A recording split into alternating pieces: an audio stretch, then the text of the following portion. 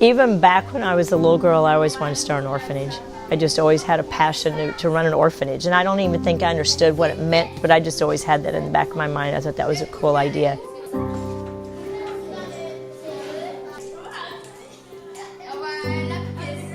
So when we came to Haiti, that was my plan, was to run an orphanage.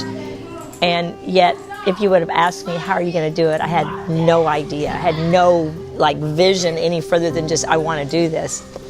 And so one day I received a message that very good friends had sent me a large sum of money, and I went, oh, wow.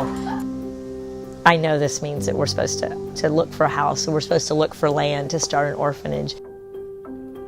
And so now the orphanage is #1 Hope Street Orphanage, and we don't call the children inside our orphanage orphans, we call them hopesters.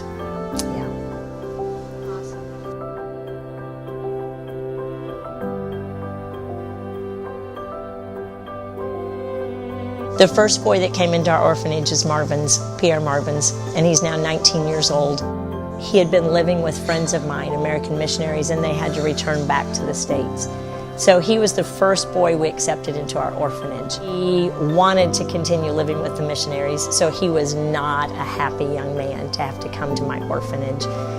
Eventually, he worked through his anger.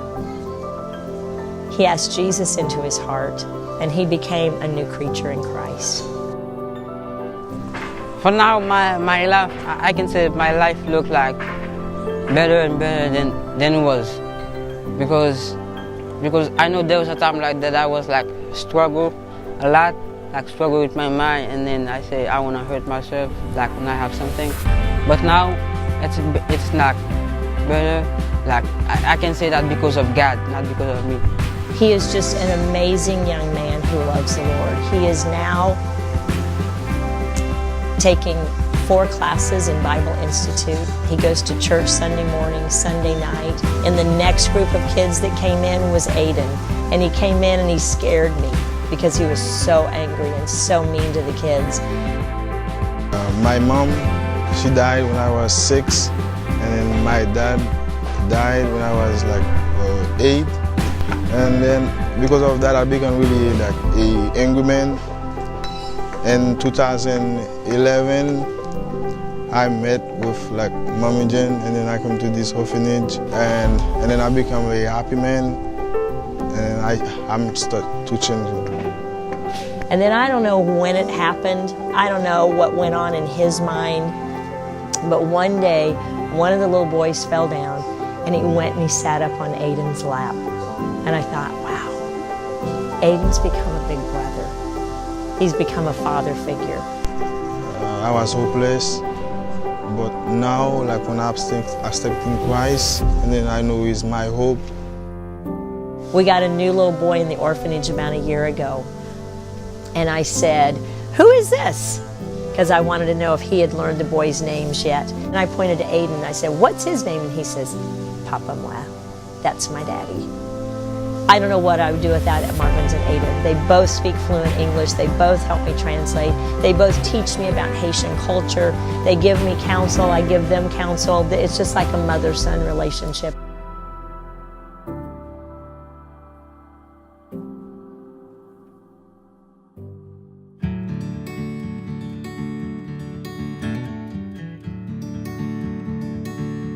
Originally, the school started with just the children that I would observe in Bible club that were not sitting in their chairs and listening.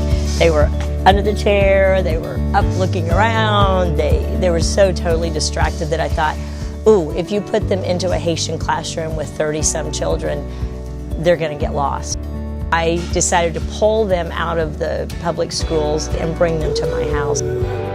I knew it was very important because of the trauma, the emotional neediness, the abuse that they had suffered, that we have small classes, because part of the process of education is that they can't learn the academics if they still have so much emotional hurt and pain. Eventually then we were able to bring all of the children there. We rented the house next door to my house, made classrooms there, made classrooms at my house.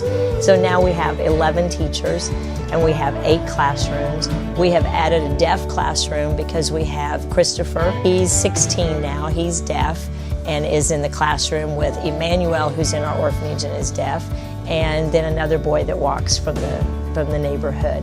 One of the things that I'm passionate about from my years of educating in America is to do hands-on learning, because if they see it and they touch it, they feel it, they think it, I mean, just all those senses going with it, they're going to remember it. I'm one of the directors. Another Haitian pastor who has taught many years is the other director. And then we have a friend, very dear friend, very good teacher from America. Holly Greer is the other teacher in preschool. And she has committed to coming to Haiti and has 9 preschoolers in her class that they're learning English and Creole, and they're learning hands-on. They have a pet rabbit, they have a little playhouse. They just have so much that they're learning and playing and doing both at the same time. We believe that through education we will be giving the hope of Jesus. Through the knowledge of how to learn, we're going to be teaching them how to prepare for eternity for Him.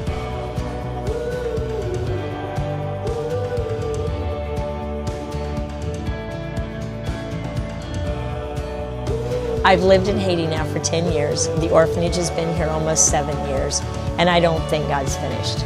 I'm not an adventurous person. I'm not one that thinks bigger is better and more is better. I just want to stay simple, but God continues to challenge me to grow beyond what I believe my capacity is so that He gets the glory. I marvel at so many times that I sit and I look around. I see the good relationships the kids have. I see how loving they are. I see how the staff has unity and love for each other. I see the building and the maintenance and all the changes that we continue to improve on. And I just have to go back to my verse and say, nothing is impossible.